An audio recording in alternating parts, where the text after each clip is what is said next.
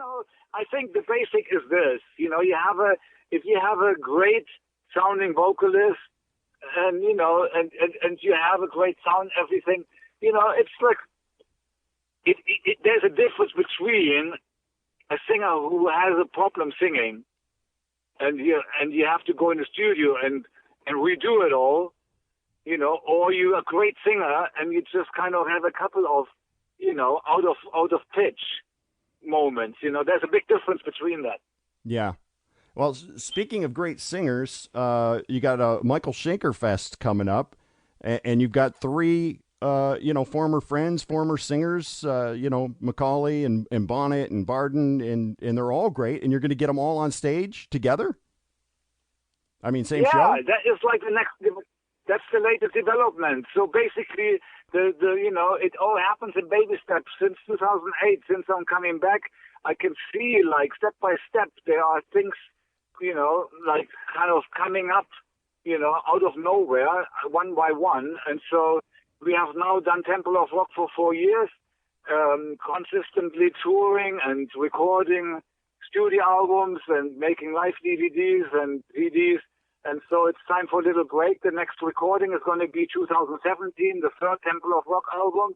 In the meantime, I carry on. There was already a seed planted of what I'm doing now that happened in Japan when we had Wayne Bonnet on stage.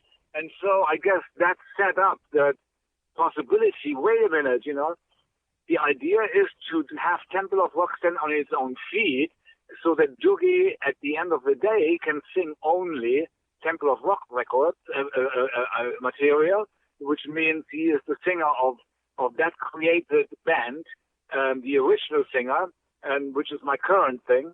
And then I can have, and so as we develop, into that after the third album, I think we are pretty close to that. And in the meantime, I can, take it further, what we did with Wayne Bonnet, and have Robin Macaulay and Gary Barden involved, and call it the Michael Schenker Fest, and celebrate together with original singers, And so it's just kind of really interesting how one thing leads to the next, and then eventually add Temple of Rock to it so that I can actually take my shows to the next level, bigger shows and have original singers singing my parts, which will be very good for newcomers, to get a glimpse of how it used to be, and for the old fans to re-experience the old days, So it just makes more than sense. And so I have, maybe even Phil Mock will join at some point and sing, be the original singer of the UFO part. But so that's what I do. I move forward to the next logical steps and excitement and thinking of how could what I do previously could even be done better, And I think that is the perfect way. But the important thing is it needs to be done in baby steps. You have to own it. You have to experience it. You have to learn it. You have to take it to bigger levels slowly. You have to be able to hold the ground, that you create. And so what we're doing in Sweden, it's just basically a continuation. Already started in Japan and taken to the next level. But what we're doing in Sweden is only a step in between what we are doing in Japan in August, when we already taking it further and we developing it to to the next levels.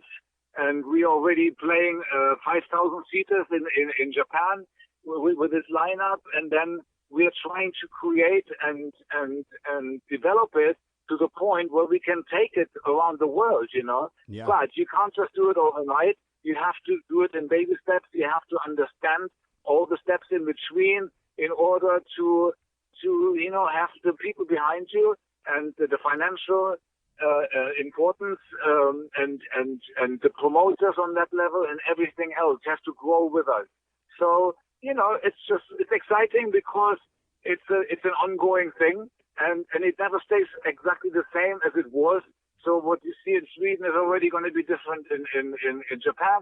We're already working on the UK right now, and then of course in Europe and